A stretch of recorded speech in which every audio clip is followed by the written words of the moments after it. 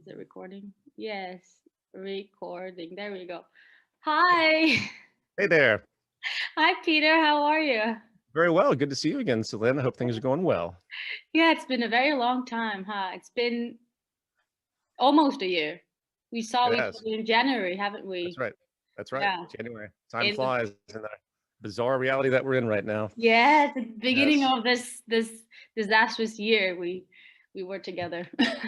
But it kind of speaks to the themes of the movie a little bit in terms of the economic stuff. COVID, of course, wasn't a subject and it wasn't something people thought about, but the film would have changed probably if this was also the reality when it was being created. But yeah, Yeah. it's interesting the challenge that's being posed, particularly to the economy, which, as you remember from the script, is pretty much what the film is ultimately about. But Yeah.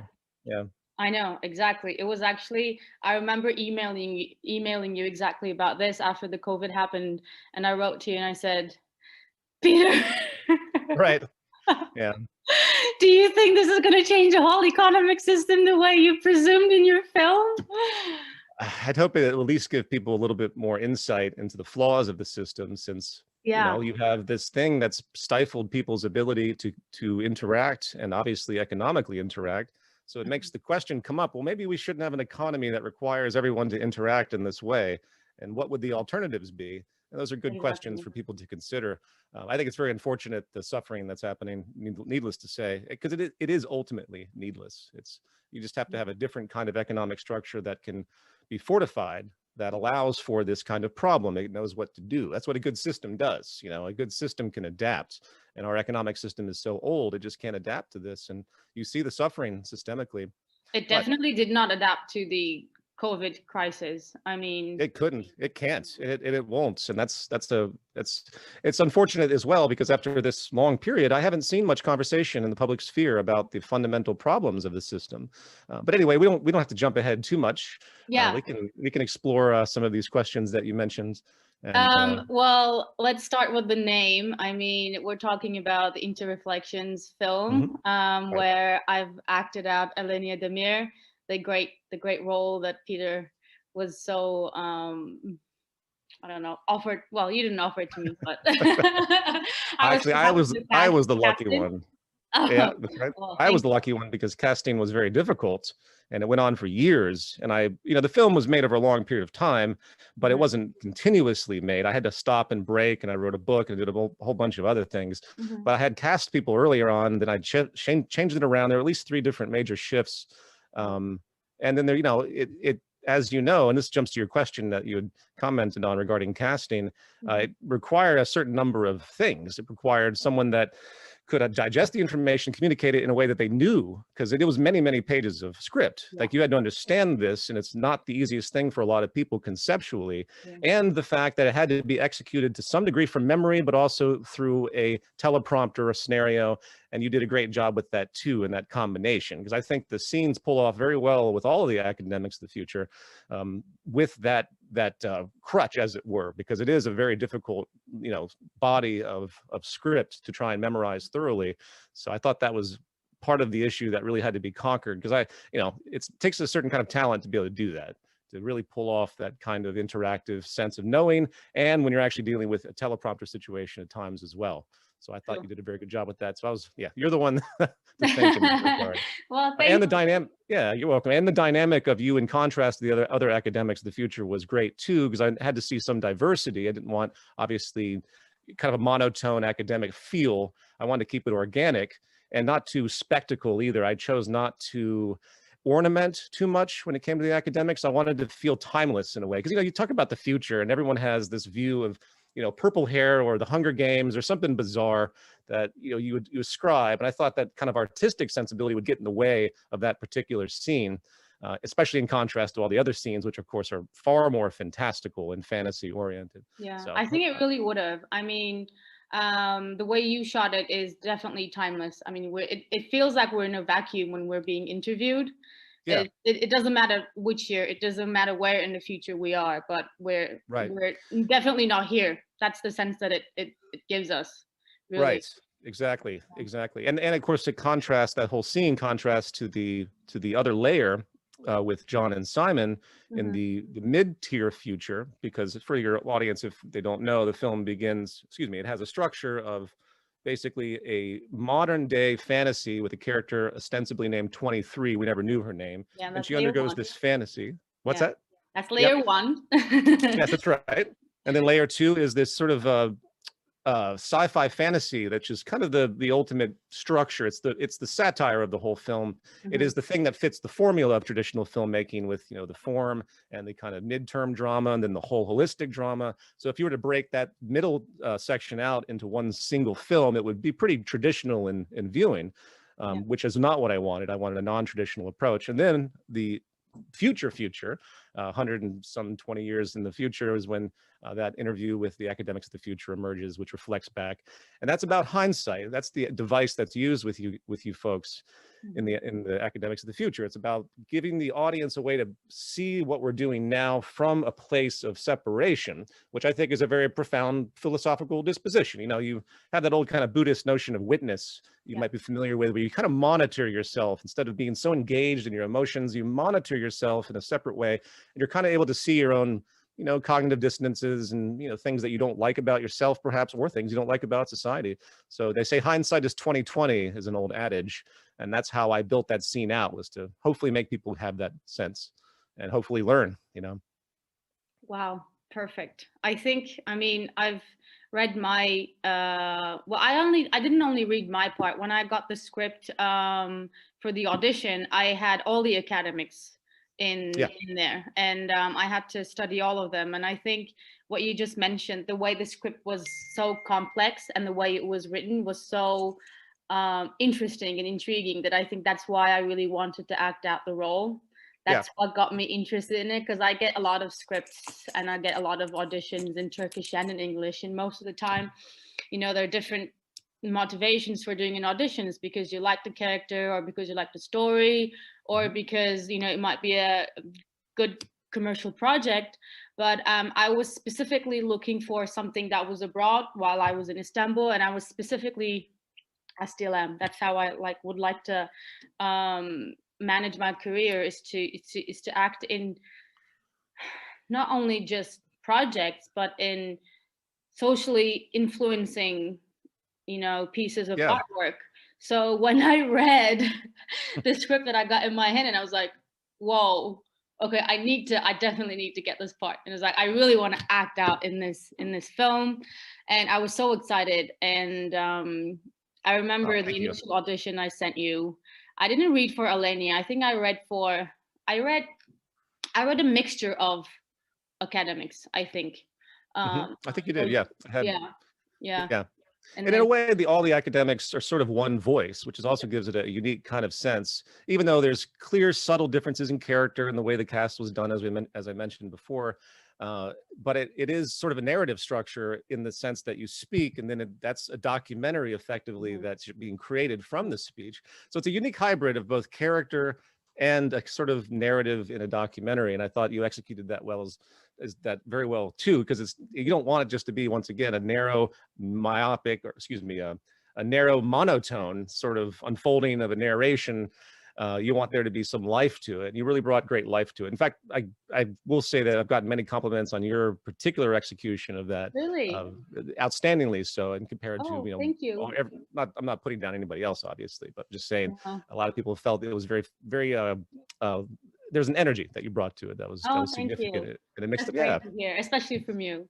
But And by the way, I might break. There's an idea I've had that since I made the film, since it is three different films in one, yeah. I might break them all out into actual shorts and release them independently. So, what Oh, the film Interreflections is technically the documentary in the film, if you remember from yeah, the very exactly, end. So I exactly. might make, a breakout of Interreflections with just the academics and just the sci-fi layer, and maybe the fantasy layer too, even though that would be particularly abstract. But that'd be, at a minimum, I might do that and just put it online, maybe not put it out in any kind of commercial form. And That was also maybe really submit, what, oh, go yeah, ahead. No, and go maybe ahead. even submit that to film festivals as shorts, which I think Mhm, would be more appropriate for most film festivals than a film like this that's 3 hours long. That mhm, is very, it's a challenge. We live in a very short attention span culture, as you know. And I knew when I made this that it would be it would be an interesting audience find. Who's going to sit there? Most people, they have to watch it in sections. And I even thought about breaking it into a series. That was something that someone else recommended, but I didn't want to. I wanted to be, I wanted to keep the integrity of the form, which I Yeah. think actually works very well, even though it's not necessarily for everyone. But oh well. Well, Hopefully no, I they. think it will be. It was because this was going to be one of my questions to you. After the documentary series that you've done, Mhm. Zeitgeist, why did you want to switch into a more narrative form in your, well, if we take the whole documentary series as one project in your second filmmaking project? So the first series I did was kind of inadvertent. My first film in 2007, Zeitgeist, very controversial, Hmm. was actually an artistic expression that was never meant to be released, believe it or not. It was actually a performance piece done in New York City because I'm also a musician and I constructed this. And then it became popular, again, with no promotion or advertising. It just happened to go viral on the internet before viral was even really a thing in 2007. And then I made a sequel to that in trying to figure out what I was doing with my life, because I didn't I wasn't planning to be a filmmaker at any point. I worked in film and editing, and I did music composition, but music and basically classical music, orchestral, off Broadway stuff. That's what I was doing in New York as a career pursuit in my mid 20s. And then I got derailed by Zeitgeist, so I made two more of those. And I guess by 2011, it was such a strange phenomenon that I decided I didn't want to continue that brand in terms of the film, because there was a movement that got started and there was all this activity and a lot of centric stuff came to me, meaning way too much attention came to me in the discussion of social issues, so Yeah. much so that I felt like, people saw me as some kind of leading figure in a not so glamorous way. So I wanted to pull back from that in a way. Well, it's terrible to be a controversial figure in the public eye because you get attacked so easily from mainstream figures, and it gets exhausting. And ultimately, I didn't want my films to seem like they represented like a movement, because I think you have to have legitimate, if you want to have a social movement that's going to be functional, it has to have legitimate foundation intellectually. So I wrote books for the movement. And by the way, this film, Interreflections, is based on a book that I wrote, which we can talk about in a second. So I changed the brand in terms of my filmmaking, just for the moment anyway. I thought about going back, but I don't know. But anyway, to answer your question, I wanted to do something completely different, and I didn't necessarily want to do something it's standard. And I have an experimental nature. Most of my background, again, in classical music is of an experimental kind. I was very influenced by 20th century, what you call 20th century music. Obviously, we're in the 21st century, but you call it that because it's experimental. You're dealing with people like Ian Xenakis and a bunch of names I could rattle on that were deeply influential to me in abstract concepts and how to create abstraction and create vocabulary. And that's what influenced me when I made this film primarily. So it's a musically oriented style, believe it or not, in its form. So to answer your question, I just wanted to do something a little bit different and see how it could play out. And I do want to continue this trilogy. It's going to take some time. I'm going to do it a very different way when I continue, because the burden of the technical requirements was so severe in Yeah. this one. And I didn't have the budget to outsource in the way that most professionals would. In fact, most professionals making low budget films would never even attempt to do what we just did, Yeah. because it's ludicrous to do a full film based mostly on compositing without a huge team of people in a house. So Without a a huge production team, it house. was only you, wasn't it? Oh, it was almost Mostly. only No, you. it's pretty, as Was far as it I mean, I have thousands of hours of labor, just me sitting at a computer. some Um, one man show? The whole film is and almost a and one man and you show. can feel it. You can feel it a little bit. I'm not going to put down the film, obviously, but it is a raw film. It's not supposed to look great. It's supposed to look organic and consistent Mhm. and challenge the viewer. And I like the way it looks. Some people see it, they can't handle it, but I'd like to try to tell them to give it a chance.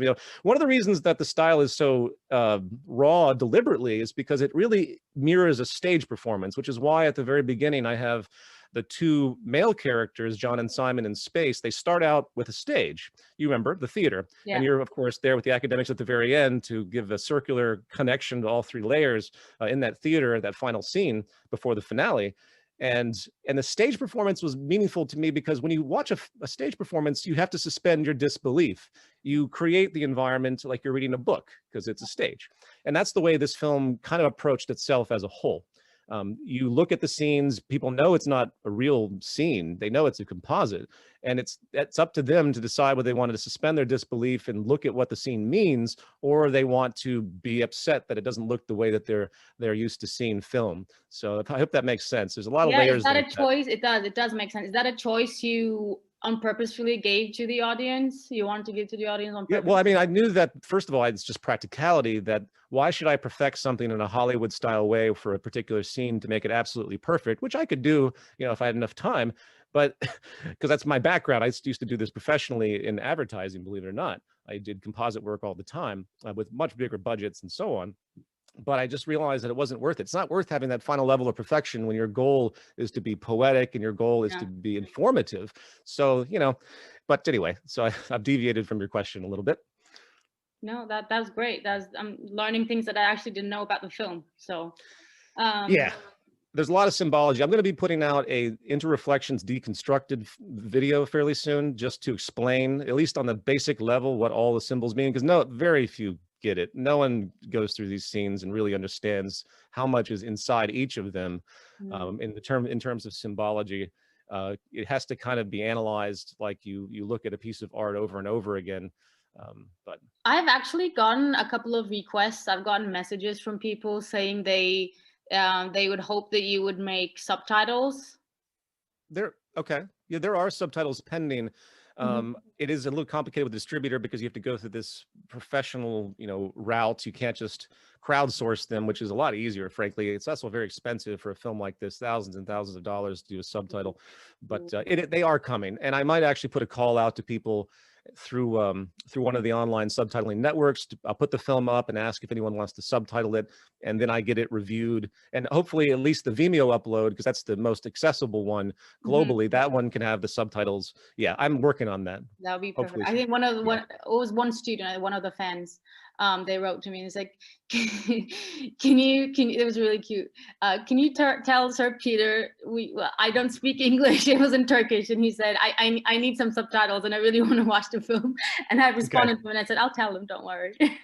Yeah, good. I mean, I'm working on that for sure. Good. I'll tell him. I'll message him. He'll be happy. Cool. Thank you. Well, another question I wanted to ask you was for the trilogy, because so you are thinking of going on with the second and the third sequels, right? I'm planning on it. I know it's a complex project, and I am going to make some more simplistic films, documentaries particularly, because documentary filmmaking is far easier than something like this. It doesn't take as much money or manpower. In the meantime, I'm going to do that. But the concept of the film has already been thought out. Excuse me, the concept of the entire trilogy has already been thought out. And I definitely want to figure out how to do it, but I can't do it the same way as I mentioned before. The composite style just isn't in the cards for the labor that's required. So it will be different. It will be different. There's a new kind of trend in media where sequels or TV series, particularly, they move from season to season, then they change their cast and they change their content. They change the style entirely, yet it's still the same film sequel, or it's still the same TV series. So in the sequels, there's a good chance I'm going to change up a lot of the core narrative characters, but I'm probably keeping the academics of the future, because that's the easiest to do. I might add some new academics too, and some other characters as well, but I'm going to mix it up to a degree.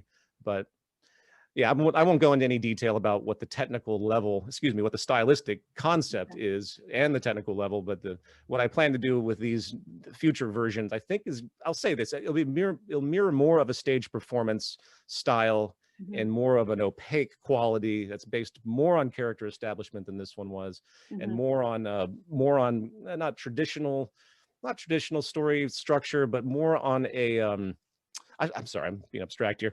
The series of vignettes in Interreflections get collapsed as the film progresses. So I'll say that. So you had the 3 layers in this one. In the second film, there's only 2 layers: the academics, and then the battle between Concordia and the mainland. And then by the time of the third film, it all gets collapsed to only the battle. So that's how it progresses. And by the third one, that's when society actually transforms.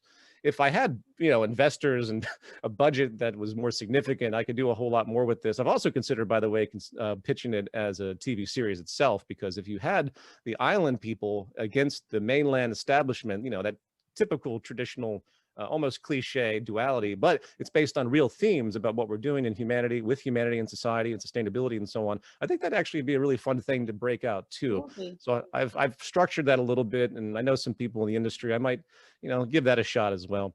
It would be. Yeah. Yeah.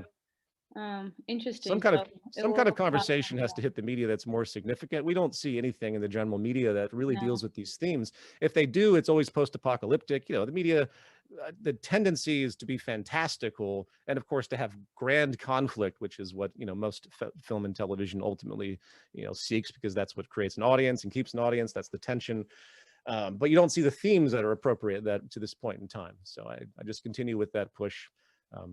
Yeah. Yeah. Well, that'll Sorry be if I'm a good. little. Sorry if I'm a little. Yeah. No, Go on. I hope that gets the green light. I mean, I think that'd be perfect. No, I was interested because I knew the filmmaking process was quite difficult for this one. We were in touch during in the post-production period, and I was actually at one point afraid, that you might not consider going on with the second and the third sequels. Well, I've joked in the past that Yeah, when it was on it's email, kind of I was like, oh open-ended. my gosh, he's so exhausted. Well, that's what I mean. Yeah. I'd have to do it differently. I couldn't do it the same way. It's either A, somehow I magically get a big budget to do it, or at least a semi larger budget than what I had, and I could actually hire a professional team, but significantly, not just freelancers and contractors that I had to use for this one. Yeah. Or B, I do it in a very different way, as I mentioned. And I think it's feasible to actually do a very minimalistic form to communicate the ideas, keep the avant-garde style. But I don't want to go into that. It's too speculative at this point. But I have every intention, to answer your question, to try and move forward with it. But as you know, a film like this is abstract. It's not the most commercially viable project that someone puts out there. It breaks most of the norms, so I have to take that into account as well. A lot of people are looking forward to the film, though. There are a lot of, I'm going to say fans, but followers of your ideas and your philosophies and the take you have on our society around the world. I mean, I remember in the gala in LA, people flew in from Australia to see there are a lot of the people. film. So I mean, for online platforms, I think that might be very suitable to sell to the whole world. Sure. Why not? Yeah. I think it sounds feasible. I mean, if I was an online platform, I would I would give it the green light, but I'm not. Well, what about the new world that we have in the film? I actually wanted to ask you if you think practically and logically that our society will develop in that way towards that society that you've created in your film. What do you see the chances of that being? I think that the world is going to have to transform one way or another. We're learning the hard way right now, and I just can't imagine. Like we always have, but I know exactly. It's just the point of no return will eventually come, where we've destabilized things to such a degree that it's just so transformative. And some would argue we're already there now in terms of the pollution crisis and climate destabilization and so on. But as I write in my book that the film is based on the new human rights movement, so people can remember that title, and I would comment that I paired this deliberately. My book is very academic and straightforward, and the film, of course, is very avant-garde and stylistic. And they actually work together. I think they feed each other because I'm able to communicate aesthetically in one way and then intellectually in another. But if you read the book, I make the case that this kind of a society based on this kind of economy is so foundationally unsustainable that there's no way you can correct it internally. You have to start a transition away from it, which is a very large subject. To the effect, I can summarize it. First, the analysis that our economy is based on people constantly consuming, and that drives labor, demand, and hence circulates money, purchasing power. So at that very foundational level, we literally live in a world where everyone's trying to sell something to someone else, and everyone has to participate by working and submitting to get money to spend back into the system. And it has no relationship to nature. It has no conservative properties. The more you buy and sell, the more you throw away, the better for the economy. So naturally, that's unsustainable by all definition. Even a 5-year-old could understand that. But yet that's how the entire world functions. So what do you learn from that? You learn, well, what are the properties of nature that make things homeostatic, that actually create longevity that we can rely upon? What can we learn from the systems of nature? And system science is a big interest of mine. I studied a lot of people that have tried to analyze this problem. You know, biomimicry is a concept where you try to mirror nature. And we've learned a great deal about how natural systems work and have evolved. And we apply that same rationale to human behavior. And I will end this brief summary by saying the biggest argument I get from people is that, well, humans are XYZ. Oh, our nature, human nature won't allow for us to be more collaborative or sustainable or satisfied. People just want to buy and consume. We're ravenous. So we've created this mythology that really pollutes the dialogue, because people just think we're so corrupted. I mean, if this is the only way that we can live, we might as well shoot ourselves right now, because we're not going to be here much longer. So But you it's make the case frustrating. that we are more collaborative than we give ourselves credit for, right? Well, if you think from a sociological perspective, it's pretty straightforward. We live in a society that demands you to compete. So you're in competition with all other actresses. I'm in competition trying to sell a movie. Everyone's competing at all times to try and survive, or to gain the status and notoriety that allows them to survive and prosper as well.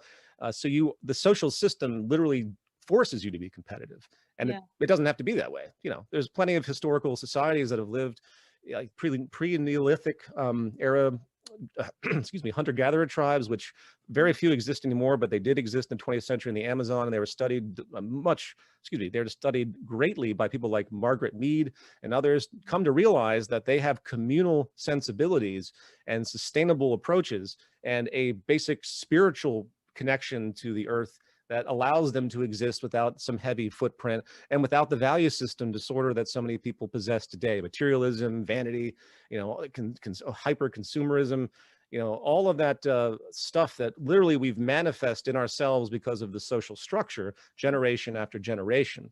So this isn't natural, is my point. What we're doing is just simply not natural. And I think all anyone has to do is look out the window to see how unnatural it is. Yeah. Yeah. I mean, well, when you mentioned saying how the economic system and the way people just live to buy things and sell things has no correlation to the nature, it has no correlation to people themselves. I mean, like when I talk to my friends or my colleagues, my close family, and when we sit and talk about what we want to do with our lives, like I'm one of those people who knew, I guess I knew what my vocation was or what my area was when I was really young.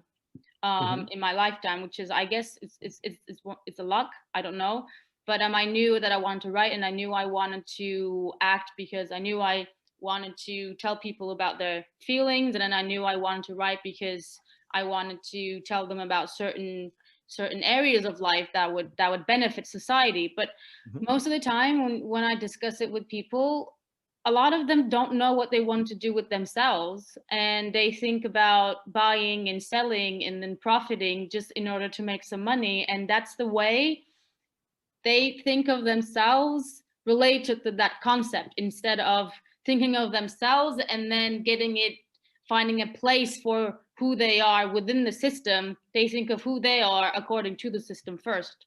Right. So that's yes, I completely agree. People become agents of what the system requires, and their values and even their entire belief systems sort of become, manipulated by that. It's a terrible, it's a short-term thinking problem. So if you have a whole society that is struggling from paycheck to paycheck and, just trying to make ends meet, which is the vast majority, even in the rich societies, how are they going to be concerned about the pollution crisis? How are they going to care? Who has the time to adjust? And they're certainly not going to stop, the general. I mean, look at COVID in the United States. The United States is a particular character. It has a particular culture. And the selfishness of the American society not to do the most basic things to stop the spread, which has been killing 3,000 people a day here, it goes to show the problem in the short-term thinking, because everyone wants this kind of short-term satisfaction, and they negate any kind of long-term concern. And I think that pretty much defines the characteristics of the way the world works. I mean, a CEO is there to make money for their shareholders and maybe get a big bonus when they leave. Their roles are temporary. So they're not going to, they're not going to think twice in most cases to do something that will make lots of money, even if it creates pollution or it harms people or it creates a sweatshop somewhere. They just can't really, I mean, there's exceptions, of course. You have people that have moral and ethical beliefs that transcend those incentives, but it's few and far between because no one's really doing it. I mean, everyone tends to reward the ruthlessness if you look closely. We put people on a pet. Look at the president of the United States. This person has literally been rewarded to be president and a billionaire supposedly, and he's a despicable person, like as despicable as they come in his value system, completely selfish, self-centered, arrogant. But it serves as a symbol of what the society really is. Like, we've created someone like Donald Trump in America. He's a manifestation of the value system disorder, not only of American society, but really the social system of laissez-faire capitalism that we have been pushing across the world, and neoliberalism and so on.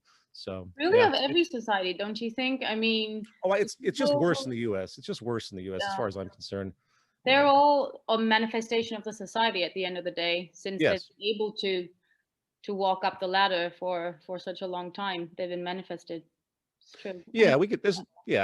Absolutely. It's a global problem because the same system is polluting everyone, yeah. and any attempt historically to try something new. And I don't defend things like Soviet communism because it had terrible ramifications. But people forget that Soviet communism started off with actually good intent by the people, the organic revolution that occurred, and it was completely and utterly attacked by Western capitalist powers to the extent where these countries were being sanctioned and blockaded off. They couldn't get the resources required, and they really weren't allowed to go through a learning curve to try and manifest something new. They were shut down, which goes to show the aggressiveness of this kind of thinking, where the agents of our capitalist society, they see everything else as a threat. And it's a very unique sociological phenomenon. I mean, I really believe that we could have had that's, again, going back to Interreflections, that's what happens in the third film, is you have the island that is developing advanced technologies that enable other countries on the mainland to go off the grid from the economic globalized world and be completely sustainable. Because as I write about, and I don't want to go into all this too much, but that is kind of the trend of what's happening. As your home can now be off the grid if you really want it to be, with solar panels and so on. We're in this preliminary stage where we can be independent in a way and revitalize community. And the way I see it is that eventually communities are going to have to come back, and they're going to have to take care of each other with more advanced means. We're not talking about just simple garden here, or people volunteering here, but you used advanced mechanisms that we are able to produce now through the beautiful advancement of science and technology that enable people to live in a decent quality of life that's sustainable, that isn't just living in complete minimalism, but enables them to be sustainable because they have the technological means to do so, that doesn't take much footprint to produce. So that's how the transition happens in the movie. So I don't want to go, that's kind of a giant spoiler, but that's the battle. That was my point. The Tell me the battle is whole thing. still, yeah, well, that's the battle. So the people on the mainland, like the Simon character, whatever his representation might be in that third film, whatever it is, they are fighting this island because they don't want the island to work. They don't want the other people to get this technology because they want to keep hegemonic control in the exact same way that the powers that be have fought all other possible alternatives over the past few centuries. You try to do something different on this planet, there's a subculture of people that will come after you because they want to make sure capital has free reign, meaning they want to have to be able to buy and sell, all the resources that you have. Colonialism, globalization. In my second film, Zeitgeist Addendum, I interview a self-proclaimed economic hitman, and his name's John Perkins. Very honest guy. He was hired to go and basically manipulate leaders to get them to turn over their resources, particularly leaders that were trying to do something socialistic, as it were. So in the global South, in Latin and South America, all these coups, Allende, it just goes on and on. If you look closely at what they were trying to do, they were trying to do something different for their societies. They were trying to evade the terrible toxic nature of this capital-driven economic reality, and actually, create ground-up social programs. Anyway, I won't go on that tangent, but you see my point. Yeah, I do. Yeah.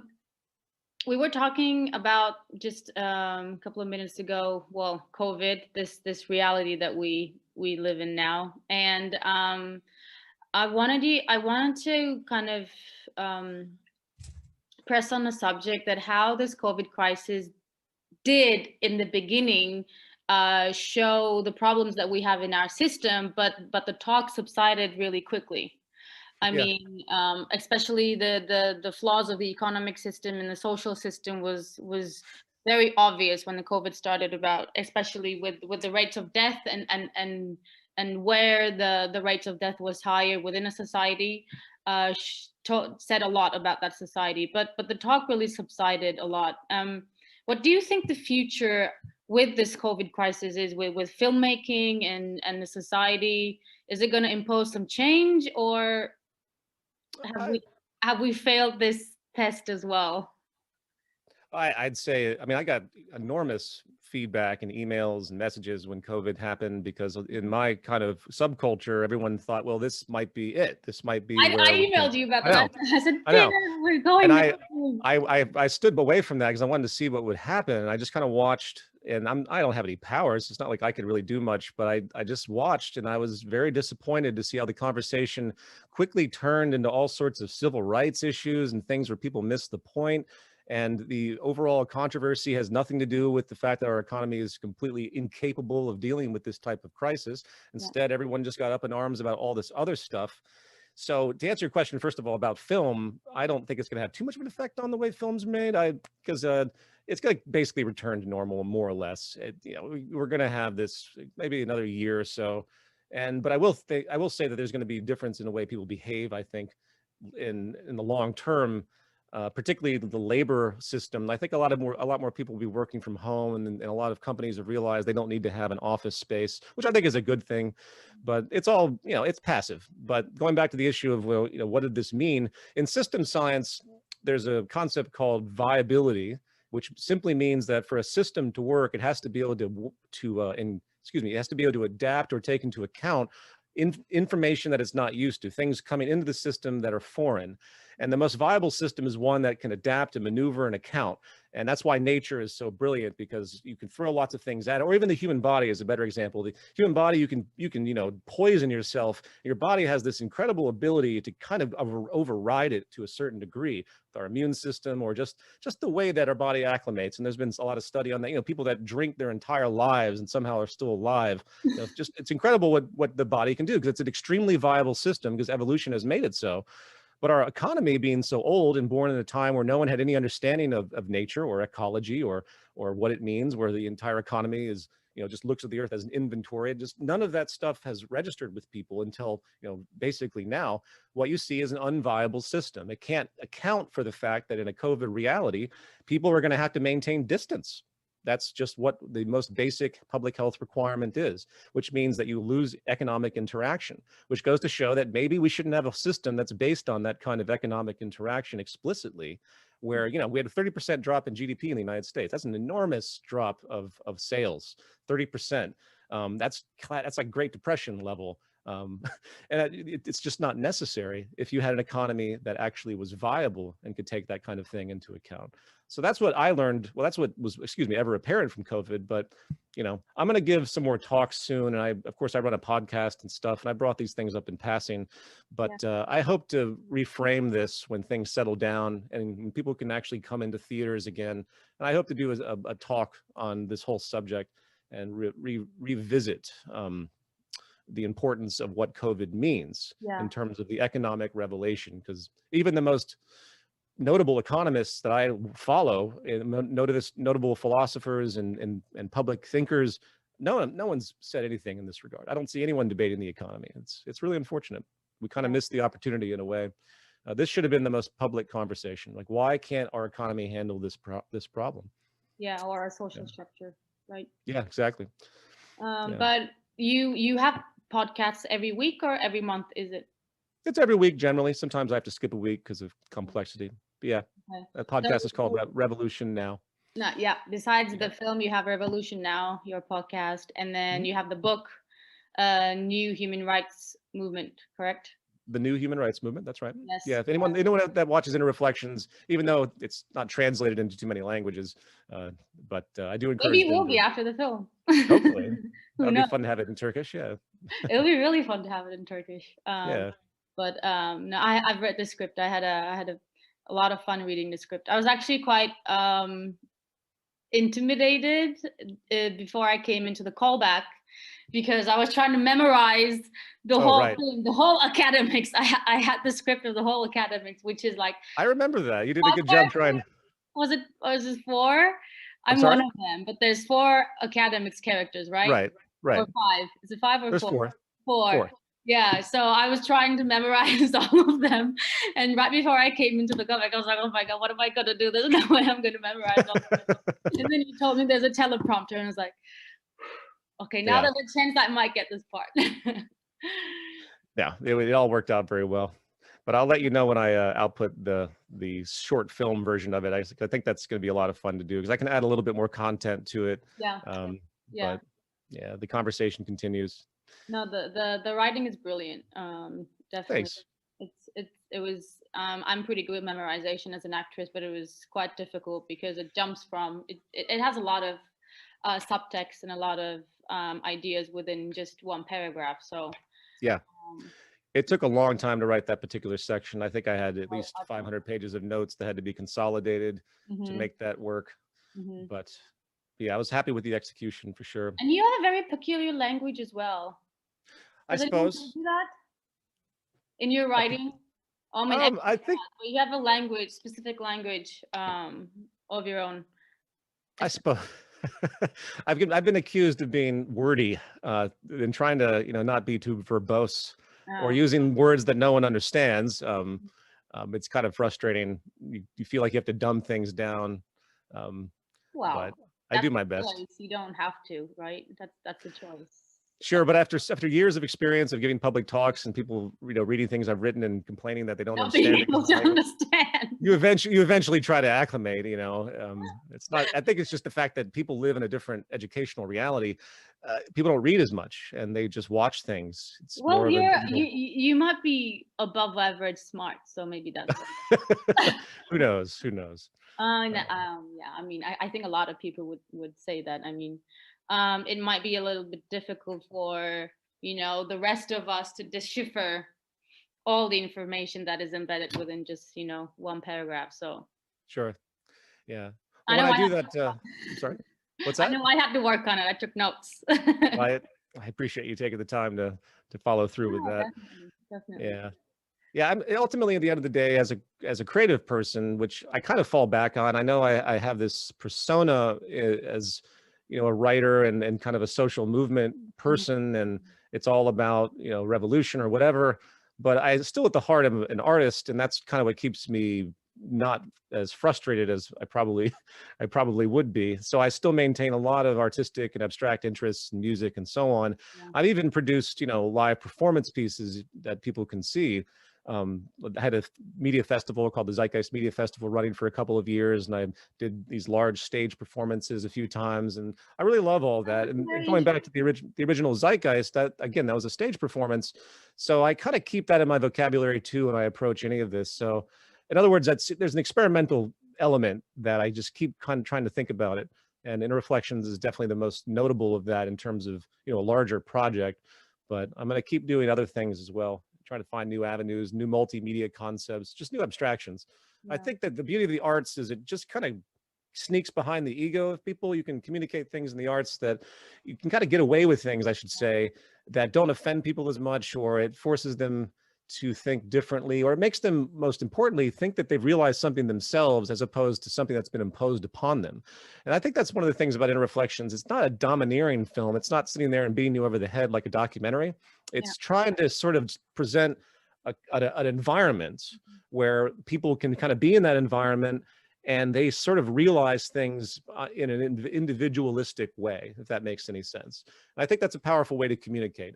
I feel that, especially in my experience, because if you're talking about social theory and philosophy, people think you're imposing. They say, well, how do you know what I want? Why do you want to impose your ideas on me? Why should I live like you, or what you think should happen? So you have to diffuse that, because it's a common reaction. They miss the point about it being a philosophical, grounded, reasoned, inferential thing where you're explaining why the world should be what it is due to sustainability and justice and all of that. But in order to circumvent that negative reaction of being imposed upon, Yeah. that's why I use this abstraction. And I'd be curious to see how well that plays out. I've been kind of past 2 months, I've been so busy with other things because I was so bogged down with the film. And now I'm just trying to reorganize my life and, get back to, some kind of normality. Um, but I look forward to, like, about a year after all this to see what kind of revelations people have come to with the film, if that makes any sense. Yeah, no, definitely. Yeah. But do you think the digital platforms will help you go with the more experimental side? I mean, there are new digital platforms in Turkey, and there's been a lot of advantages and disadvantages with them. Like, do you think Mhm. there'll be more advantage to this side of filmmaking, or? I mean, it's give or take. I mean, I'll be honest. Each platform kind of messes up the film a little bit because there's different encoding processes, Oh, and then the nature of digital expression through flat screen television. I don't know if you've noticed this, but it just looks awful. Like the in most cases, the way the technology is being created cheaply is it just doesn't represent. So I think there's a drawdown to the quality, and I would agree with that. And a lot of other people have commented on that, and way bigger than I am. It's just kind of unfortunate that there's no standardization of this technology, the encoding, the color processes. Everyone has a certain novelness, different countries. So anyway, that's one general technical flaw that I think is worth pointing out. And to encourage technology to, these companies start to work together better. The fact that you have different systems of television still to this day, PAL and NTSC, it's less common, of course, in the digital realm as it used to be. But anyway, that's another complaint. But generally speaking, obviously, it brings films into people's homes rapidly, and yeah, you have all this content, so there's nothing wrong with that. It's a little overwhelming, frankly. I mean, the democratization of filmmaking, just like music. Back in the day when Led Zeppelin wanted to make an album, they had to pay $1 million in the '70s to do it, and that now a kid in his basement can record an album on his computer. So you have this exceptional just overflow of content. Anybody with an iPhone can technically make a movie. And for better or for worse, I mean, I don't think it's a bad thing at all, but it's just an overwhelming amount of content at the same time. So there's something to be said for that in terms yeah. of how we filter how to see any of Content, this. right? 'Cause- We Yeah, don't. I just realized that we don't.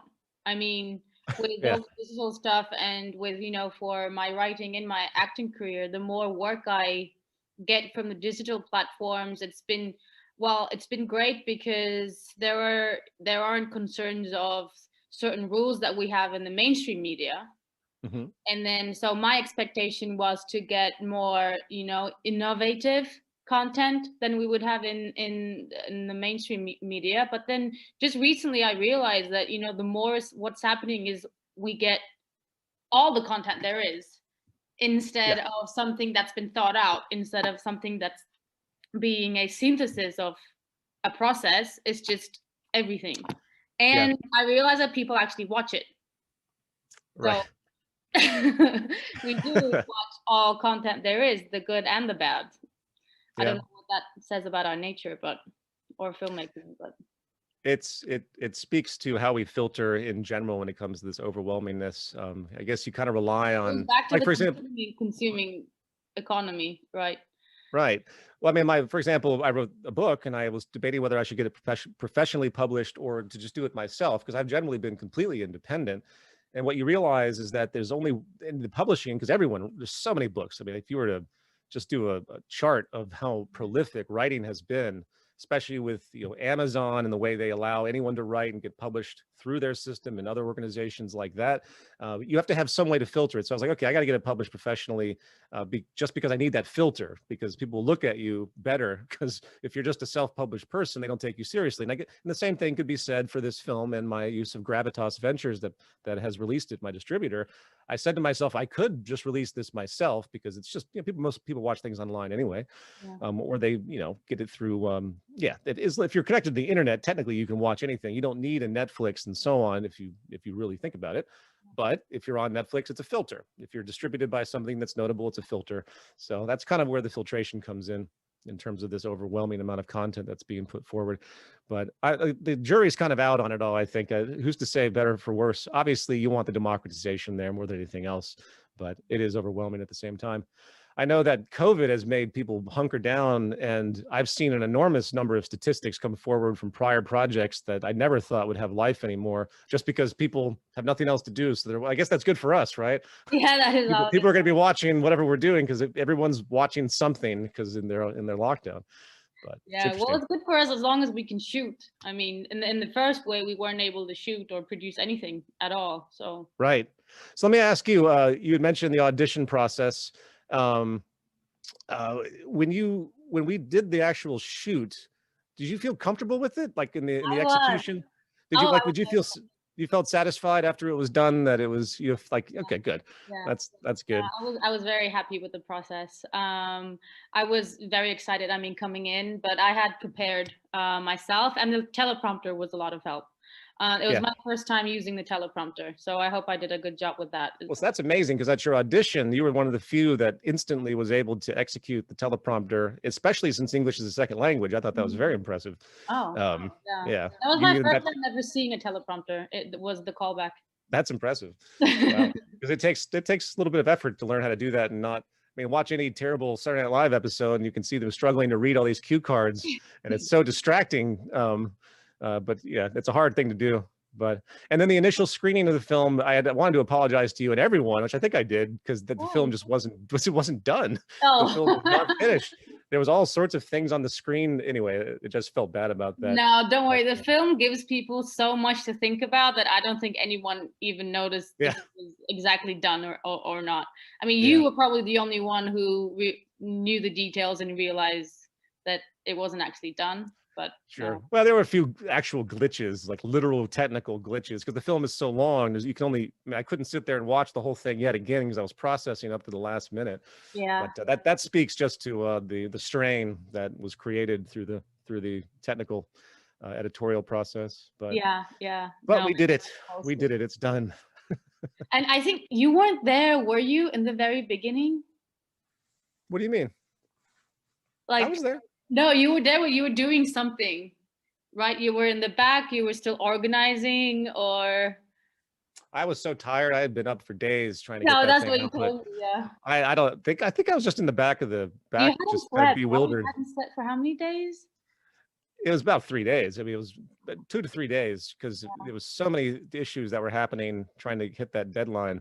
But that's a whole nother conversation of just, 15-hour days trying to get that thing Yeah. output, No, I bet. which isn't I bet. which isn't the way it should have been. I felt really guilty, as I said, because I cut it so close trying to get the best, render at that time out. Yeah. But yeah, I'm glad you came. I really appreciated you coming to I that. was I know very you happy to be part of that. I was very Oh, happy. thank And it you. was right before lockdown.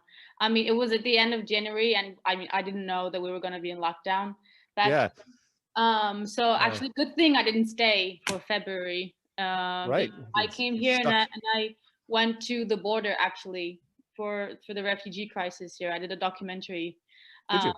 right after our screening, and then the 5 days after came back home to Istanbul, we were in Okay. lockdown for like 2 3 months. So Right. Yeah, I you was would have very been happy stuck to here. and and it was my only chance of having a gala because since COVID hit, we weren't able to go to film festivals or Right. have a proper release. But you just mentioned to me that we might, right? There's good news on that. I think an independent release, I don't think I would involve a distributor for that, but just basically a nonprofit, independent theatrical release. Like if, in Istanbul, if it was translated and there was a small theater that I could be in touch with and my Mm, company could just rent it out, just yeah. outright, and then promote it in Istanbul, I Yeah, would probably target places. What's that? there's a company I work with. There's a very well-known actually alternative company where it's not a Mhm. commercial company, but they take films like this and then they show it. Their name is actually, if you translate, it's alternative cinema. Oh, wow. Okay. And That's then good to know. yeah. Yeah. Yeah. I mean, who knows? It's going to be many, many more months before that's possible, but hopefully there'll be some momentum. I'll know fairly soon if we have any luck with the streaming services, the actual, excuse me, accounted individual streaming services like Netflix and so on, because all that's on the table still in terms of pitching of Interreflections. Mhm. But I'm crossing my fingers, but most of the big ones now like Netflix, I had all three of my prior films on Netflix, but it was a different point in time where they weren't as big and they weren't doing their own independent content. Mm. So you're kind of in competition with all their individual content on Netflix now. Oh, I I see. assume Netflix is just as large in Turkey as it is in the States. Yeah, yeah, it is. Yeah, that would be nice if that pulls through, but we'll see. That They would be seem to cool. like me over there, but I'll let you know. Yeah, let me know. That would be probably the best thing that could happen for this film, is to be on a reputable streaming service, whether it's Apple TV or Netflix or Hulu and some other ones like that, because It would they be have their very own easy built-in audiences. What's to that? get access to the film from anywhere in the world if that was the case. I'm sorry, say it again. It would be very easy to get access to the film with subtitles from anywhere in the world in whatever language if that were to happen. Well, you can get, I mean, the access is still, if anyone that has a computer, of course, can have access to it, but there are pockets and niches where Hmm. people, people that watch Netflix, they just watch Netflix. They don't really Yes, do much else. They look at everything that Netflix has. So you just have a built-in audience. That's all. that's true. So, That's but true. how is professional work going for you there? Are you still doing stuff, or are you more or less hunkered I down? am. I am. I'm on a digital series right now. We're waiting to go on set, but we're in lockdown, so it's been a bit difficult. What's It's the series? well, I can't tell you. Oh, okay. Yeah, Fine. it hasn't That's been. I okay. can That's tell okay. you privately, That's but fine. Yeah. no, it's very interesting. It's actually it's a very nice character. She's quite difficult to deal with, and she's alternative, and it takes place in a neighborhood around here. It's neighborhood series. It's about families of relationships that happen within this one neighborhood. So I'm very Okay. excited about that. And Oh, then cool. yeah, and then I do writing, as you know. I've been Yeah. working on my screenplay, so it's all Nice. good. It's just we can't go outside, so. Yeah. Yeah. Are you in Well, good lockdown luck. right now? You are, I'm aren't you? sorry. You're in lockdown right now? Yeah, I mean, you wouldn't know it.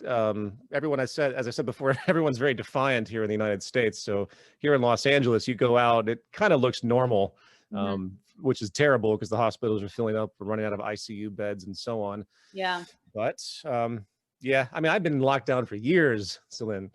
I've been doing this film, because it's like nothing surprising to me. Lockdown, oh, that's fine. I've been trapped in my How long did apartment. it take, the whole process of writing and shooting?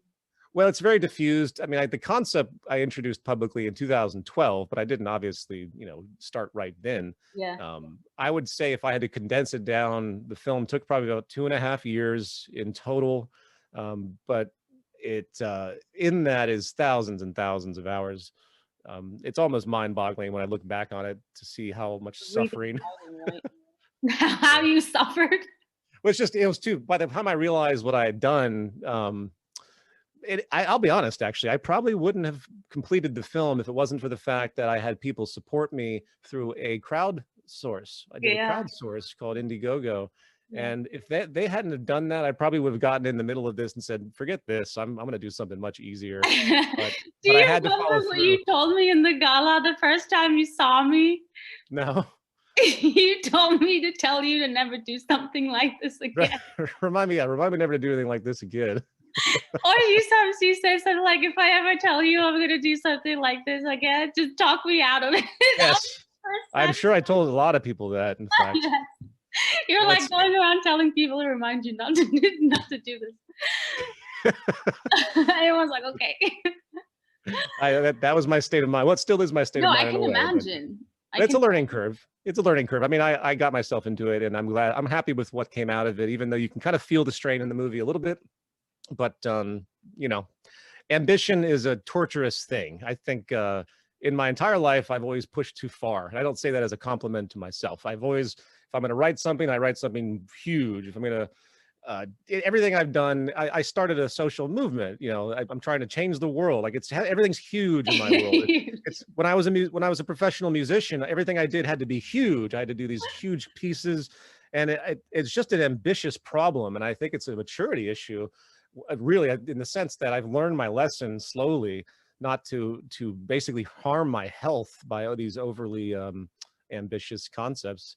There's something to Well, be said for minimalism. So, hmm. coming back to my future projects, I'm at least for a little while, I'm going to try and be very straightforward and direct. And I might even bring back a web series of my own called Culture in Decline, which is a zero budget parody a public access parody, they call it. I don't know if you have public access in Turkey, but in the United States, people would just put on their own little shows in their basement, and it would be on something called public access. Oh, Back in no. the day, it was like a channel that any random person could be a part of back when there was normal broadcast channels. Like In YouTube. yeah, exactly. But it was a different phenomenon because it had a certain feel to it when you watched a public access TV show, Mhm. as opposed to what people do on YouTube, at least now. So anyway, it's called Culture in Decline, but it's a very minimalistic idea. I might bring that back for fun in the meantime as I work on other projects. Mhm. But yeah. Well, as I said Anyway, in the beginning, Interreflections is a one-man show. I mean, yeah. and I say Well, that as a compliment. coupled with all the great talent, I mean, the four of you, and then John and Simon characters, Greg and Mike, and then Ariana De Matteo, who wasn't an actress at all, who actually was someone that came to a job thing because I was looking for an assistant for a studio I was running, and Mhm. she had this quality to her, and I was like, "You want to be in a movie?"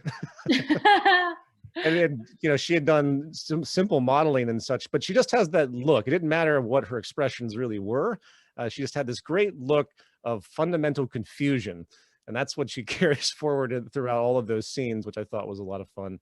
That was so anyway, all seven of you really what kind of defined that film. So my appreciation goes out to all of you. Yeah. And Well, I it's not really like anybody made a lot of money on any of this, including myself. So it's all people's commitment and being nice and believing in the project. That's the fun thing about this. All of you in personal discussions, yeah, we're definitely. not just looking at this as a professional advancement. You actually appreciated what was being stated, and that Yeah. meant a lot to me. And that was what I was looking for. I mean, specifically for years, actually, that had been what I've been looking for in my career. So, Yeah, so I'm when I glad got the glad to script, hear I was that. like, this one. Yeah. And initially, I actually thought I missed a deadline, and then maybe the submission process went online again or something. And I was really happy because I had actually wrote it in my mind. The academics, it said the academics, and I was like, oh, I remember that project. I was like, I think I missed the deadline and whatever. And then I saw it again, so I was like really really excited. And once I got the script, I mean, I didn't even have to think about it. Well, I will tell you this. This might frighten you to hear, but I did have this conversation with Charlene after the auditions when we were picking folks out, particularly you. And I was very concerned that you were basically living in a different country. I was like, well, this is Yeah, challenging I because, know. I mean, anything could happen. It's, you're suddenly, oh, I'm leaving for Turkey tomorrow for a while. And you basically pointed out that you live there. I didn't know that. In fact, I probably wouldn't have auditioned you if I knew that you were literally in Turkey because I was in Turkey when I was, yeah, yeah, but yeah. but I was there already for the callback. I was actually there for a couple of other projects. I was there for a competition that was in Warner Bros. There was a Warner Okay. Brothers showcase competition, and I All right. was lucky that you sent me the callback request. It was like a couple of days after the competition itself. So Yeah. I was in LA when you called me in for the callback, but I had no idea you were gonna call me in. So yeah, there was a chance that I might not be there. Yeah. Yeah. Um, And then after you were you were back in Turkey, I was like, oh, this is so many things could go what is wrong. I she thought, doing?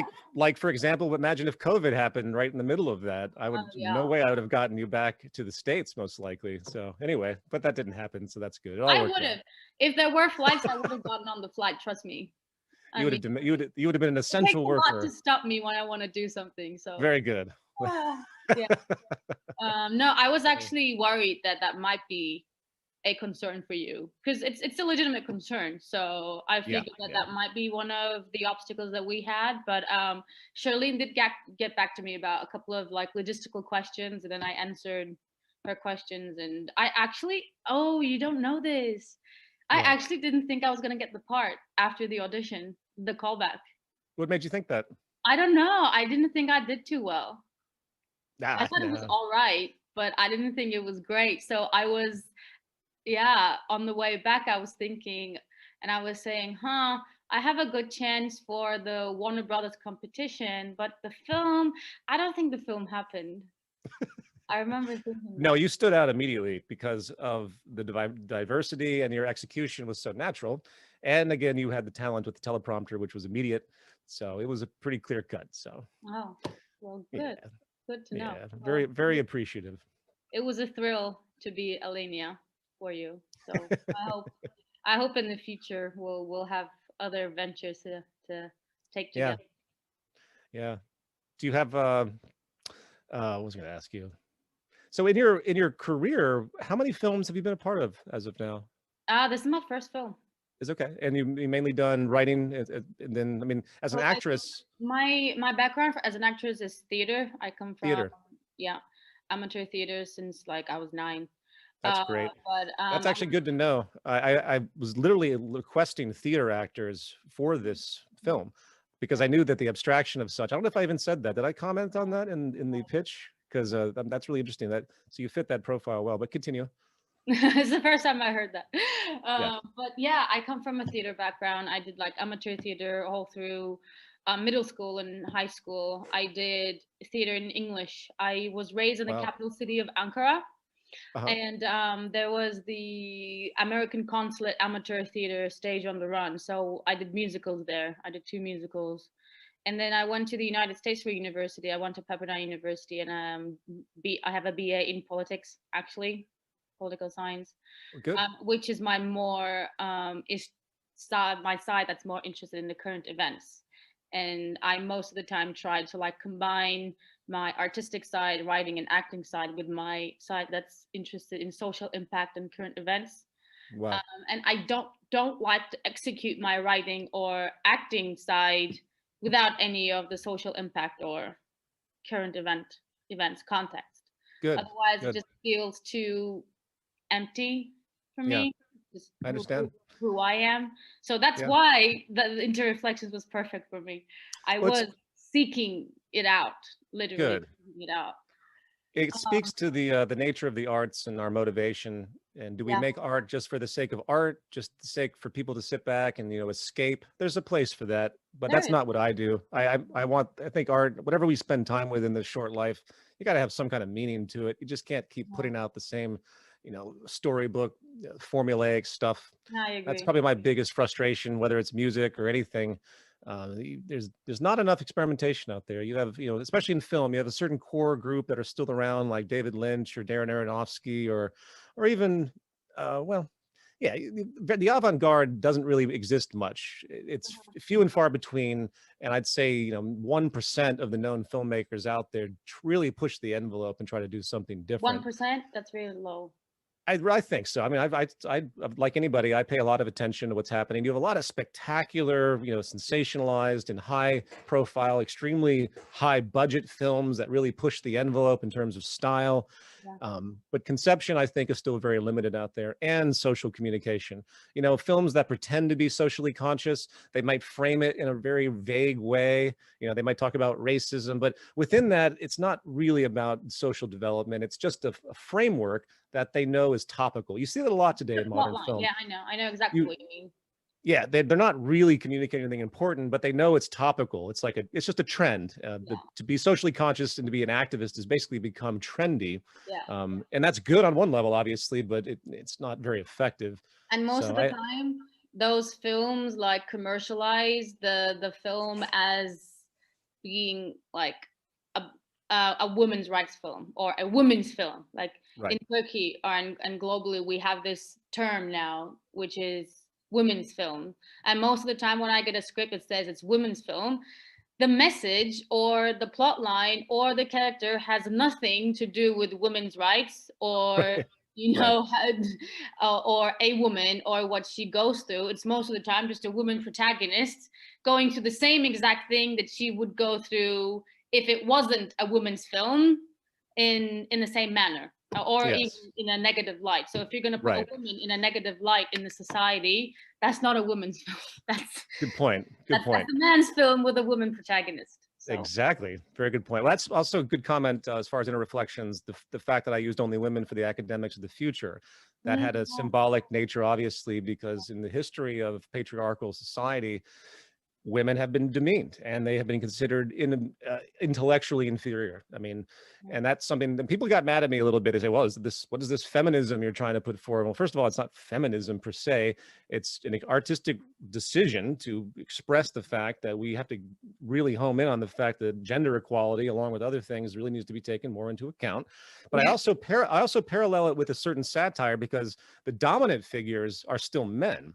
I did that because that is still sadly the state of affairs in the general outlay. So there's a lot of contradictory things in the film like that too. But yeah, it's kind of interesting how people become so polarized in the That's political funny. discussion. That's funny. Yeah. People actually came to you with that commentary saying that it was a feminist choice. Well, I don't know if you've noticed this, but for some bizarre reason, the white male has decided he's the most oppressed figure in the world now, at least in the United States. I mean, there's this kind of incel reality. I don't know if you're familiar with these subcultures of crazy men that are just gone berserk and they don't understand the history. And so that's being in the United States, you have this kind of subculture, and probably, well, no, it exists everywhere. I'll take that back. You know, that you have this fundamental victimization that you're seeing across the world in many ways on the part of effectively the oppressors that have been running the show for so many centuries. But I wanted to counter that in a few different ways. But that's kind of the tip of the iceberg for Interreflections. I just, the framing of it was to use these sort of symbols, but it was really the content that made it. So it goes, speaking to your point, in other words, it wasn't just a vague symbolic film. Hey, there's a woman empowerment film because she's acting like a man and she's a superhero. Or Exactly. yeah, anyway, And I it really, definitely, yeah, sorry, go ahead. no, I'm sorry. You go ahead. It really disappoints me when they actually do those with historical films too. When Yeah, they use like a military context, it really pisses me off, because if you commercialize your film as if it's a, some movement film or right, some military actions film, and but what you're doing is actually using that plot instead of having to go through the difficult process of creating a plot yourself, you're using right, the plot of what happened for whatever you have in your mind. I right. think that's really hurtful, because the characters that you choose to use for your own imaginary message are Hmm. people who actually lived and suffered, and you don't have any right to take their plot or their names to use your Right. message for. Yeah, Just create sure. a different military situation or a different world. Right. Good point. That really pisses me off, because period pieces, and I like war history, Sure. and there's a lot of very difficult and painful scars in our history of the world for all of us, and I don't see it viable when filmmakers use certain plots where I think is a disservice to I what Yeah, happened or the I message. know exactly what you mean. They create a new sort of narrative with existing information. Yes, That's why, to exactly. be perfectly honest, I don't watch biopics, Yeah, biography yeah. films, because inevitably Hollywood or someone gets too creative and they decide to reset history. If you watch, for example, the biopic on Dr. Martin Luther King, Mhm. whom I respect and have read a great deal, it's a terrible depiction. They exaggerate all of this nonsense around his life and even reinvent history. And if some poor kid, some student watches this movie, they're going to think this is actually the history of Dr. Martin Luther King. So yeah, I completely agree with you. It's just exploitation based on this trend, once again, of activism. I It's think become, that is. and you see it in TV shows. I mean, how many shows now are featuring racism and things, but not really in a proactive way. They're just doing it to exploit the current environment.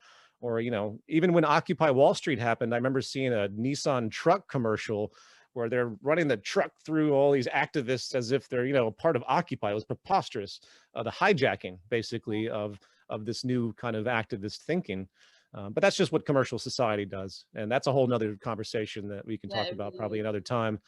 Commercial society continually degrades what viable and genuine artistic communication needs to be. It just makes it polluted. Yeah, it's Um, become very difficult, actually. Well, it's not become, it's always been. Maybe it's getting easier, or hopefully it's getting easier to put out there genuine artistic, filmmaking or other, art forms, because of the commercial nature to it. It's actually very sure. difficult. I found it very difficult to combine the commercial side to the genuine side, because Yep. most of the time one gets more of the show than the other. And if that's the case, if you want to go more genuine, then as you said, you have no budget, and it's very difficult to make the film, because filmmaking is a very difficult art form. It's like a surgery. You have all these many different pieces that you have to put together, and it does take labor, and labor costs money. So, Yep. but Yep. if you want to go with the commercial, you have to go with the commercial side. Then you have to tone down, or just even choose a different content to the one that you Yeah. want to make. So Yeah. I have a new project, as I mentioned, a documentary. It's going to be about advertising, but not exactly advertising. It's going to be about marketing and what consumer marketing culture has done to civilization, mhm. because there's a trajectory where many organic, novel, and sincere things that have been executed in the media, they've been continually hijacked and polluted, as I said before, where Mhm. suddenly films are have product placement. Suddenly like, for example, another thing that's even more atrocious that borders on this, the popularity in parallel. You don't know how many actresses and actors I auditioned for the film, and they said they were worried because they didn't have a big social media following. So literally, we're casting people for social media following of the actors just because they already have a commercial audience effectively. So it just pollutes and pollutes and pollutes. Have you ever run into that? Like, oh, she doesn't have enough Instagram followers, we can't hire her. Have you ever Oh, had that I happen? was gonna. That's why I came closer to the screen. I was gonna whisper something to you. Oh, okay. if I'm, shh, if I'm most of the time unemployed, or if I'm ever unemployed, it's because of my social media. Yeah, it's horrible. It's just so terrible. But anyway, the whole film, in other words, is about how we've just perverted the sincerity so much in everything that we do. And it's Yeah. just gotten worse and worse and worse. And marketing and advertising has become formulaic, where it's not even a product anymore. It's a formula in the sense of the structures, as we touched upon earlier, where you can't deviate from these general structures in film or TV. And most networks, or I should say production studios, they just respect the formula. They won't allow anything new. Mhm. So it's just a giant complaint of the holistic culture. We're so bombarded with status marketing, vanity oriented values, and it's been absorbed into, excuse me, it's manipulated everything we do, because everyone has to walk around thinking about the commercial viability of everything at all times.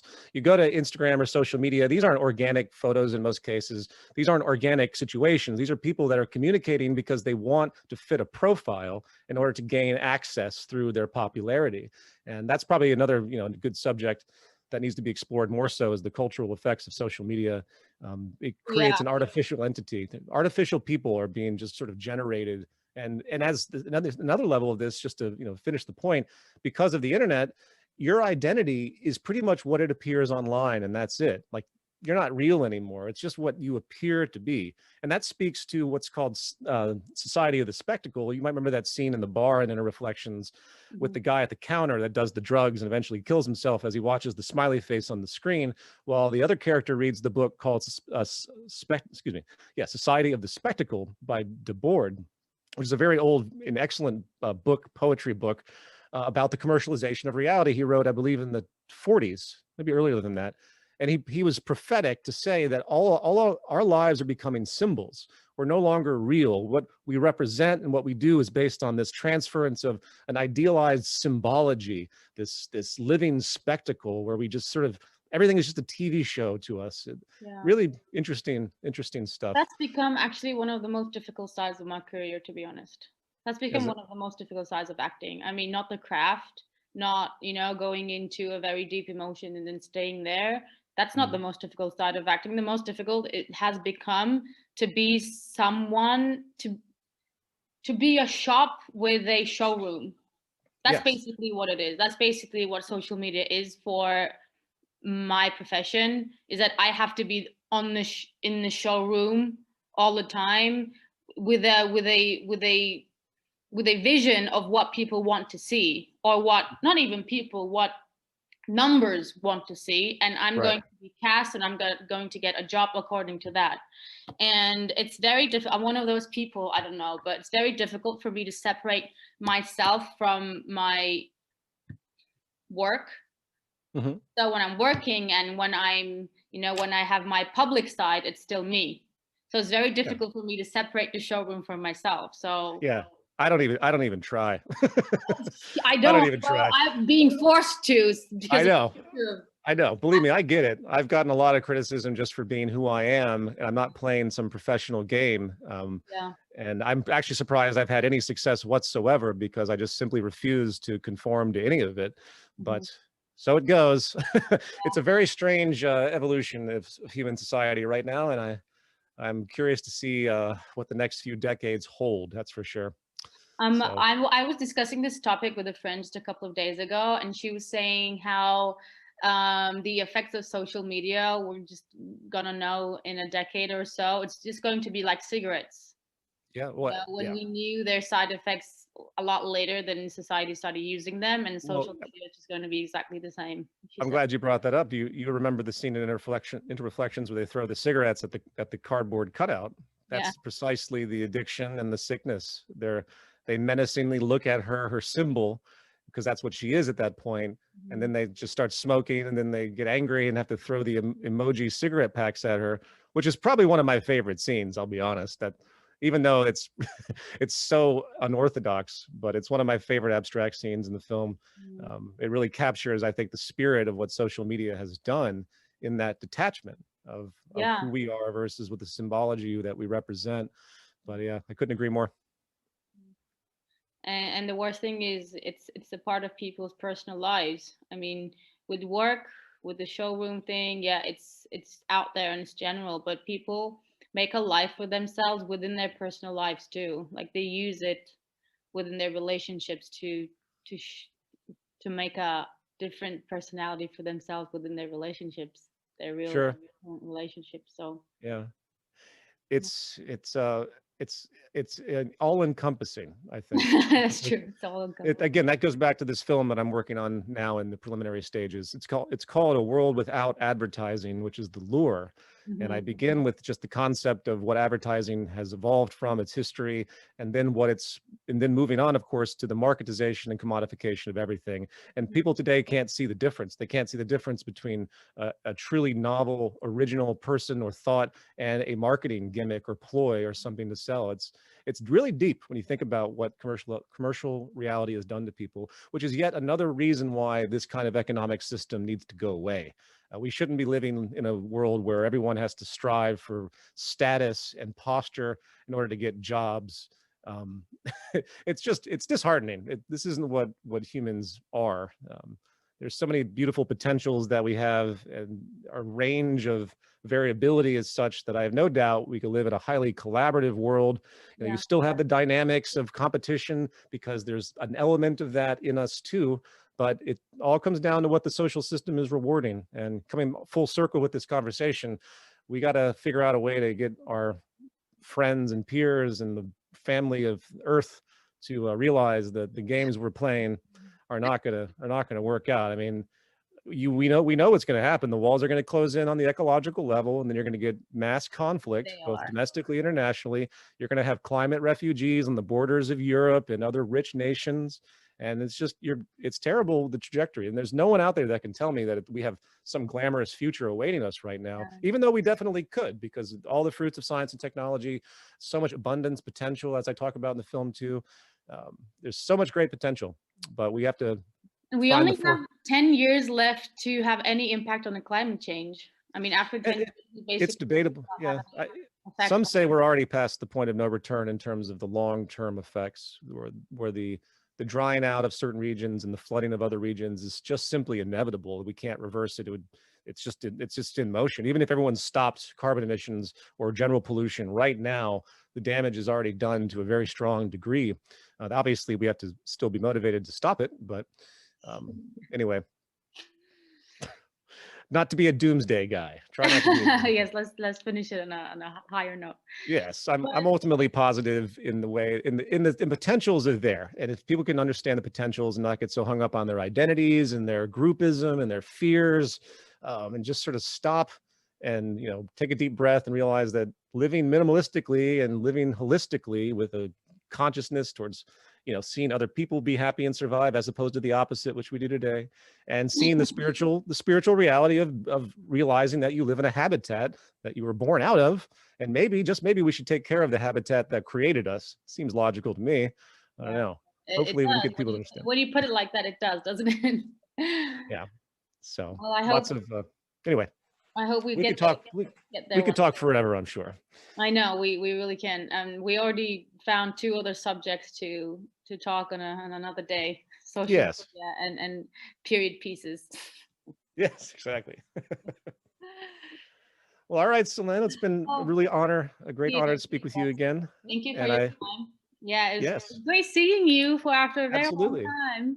I know. Well, I look forward if you come back to the States, obviously, let's grab lunch or something. So After the crisis, definitely, I will yeah, be there, and hopefully we'll get rolling on my career over there yeah. after And the. I'm serious about a possible theatrical in Istanbul. I have other friends in Istanbul too. It would Mm, be a lot of fun actually to figure yeah, that out. absolutely. I'm not, I feel like my prior film series had a fairly strong reaction in Turkey too. So there's Mm-hmm. probably still kind of an audience there. Yes, Um, there is. I yeah. have a lot of audience around me. I have a lot of fans around me in my family and with my colleagues who actually want to be a part of the film. Well, Yeah, that's nice. yeah. Good to know. Good to know. Well, thank you so much. Thank you so much, and see you soon. Okay. Bye Bye. bye. Well, Okay. that's going to be a bunch for your friends to transcribe. I know.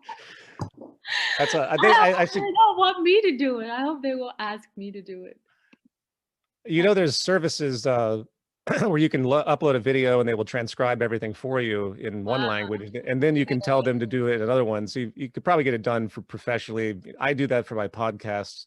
To Okay. do the English transcription for 30 minutes is about $40, you know, and if you wanted to get it put in another language, it's probably about $100. But anyway, I see you're still recording, but I I'm have gonna, to. That's what I was looking at. How do I stop recording? I don't know.